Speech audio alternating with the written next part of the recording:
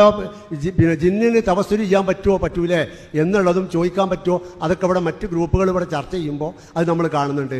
അതുപോലെ തന്നെ സിഹിർ ബാധിക്കുമോ ബാധിക്കൂലേ, അങ്ങനെ അവർ ഇസ്ലാമിൽ നിന്ന് പുറത്തു പോയോ എന്നുള്ള രീതിയിൽ മുജാഹിദ് പ്രസ്ഥാനങ്ങൾ തമ്മിൽ പരസ്പരം ഉണ്ട്. ഇനി ഒരു കാര്യം ആയിട്ട് ഒന്ന് രണ്ട് കാര്യം കൂടി പറയാണ്. 1 മിനിറ്റ് സമയമായിട്ടില്ല എനിക്കറിയാം. അപ്പോൾ ആ സമയം അനുവദിക്കണം. മറ്റൊന്നുള്ളത് ഇവിടെ തരീക്കത്ത് ആണ് ഇത് എന്ന് പറഞ്ഞു. പക്ഷെ നമ്മുടെ നാട്ടിൽ വലിയൊരു തരീക്കത്ത് പ്രസ്ഥാനം ഇപ്പോൾ ഉടർന്നു വന്നിട്ടുണ്ട്. നമുക്കറിയാം, ഇവിടെ ഒക്കെ നോക്കിയാൽ 35 വയസ്സിൽ താഴെയുള്ള ഒരു കുട്ടീനെയും ചിലപ്പോൾ നമുക്ക് എണ്ണിയാൽ 10 കുട്ടികളെ കാണില്ല. മുജാഹിദിൻ്റെ നാടാണ്. പക്ഷേ എന്തുണ്ട്, ഇപ്പോൾ ഒരു തെരീക്കത്ത് ഉണ്ട് ഇവിടെ.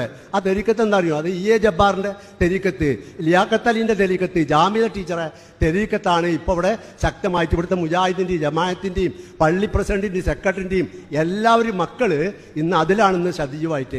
ISM-ൻ്റെ മെമ്പർഷിപ്പ് പകുതിയിലേറെ കുറയുമ്പോൾ ഇവരെ മെമ്പർഷിപ്പ് ഇന്ന് കൂടി വരികയാണ്. ഇനി യഥാർത്ഥ കുഫർ കാണണമെങ്കിൽ നിങ്ങൾക്കിപ്പോൾ ഇവിടെ നബിദിനത്തിന് ആഘോഷത്തിന് ഇവിടെ ആളെ കാണുന്നില്ല. പക്ഷെ നിങ്ങൾ ഇവിടെ ഒരു കാളവേല നടക്കുന്നുണ്ട്.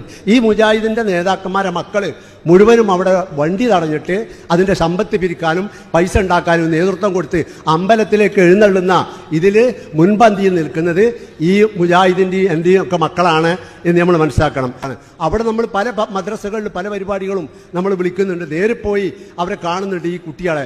പക്ഷേ 200 കുട്ടികളെ വിളിച്ച 10 കുട്ടികൾ നമ്മളെ മദ്രസയിലേക്ക്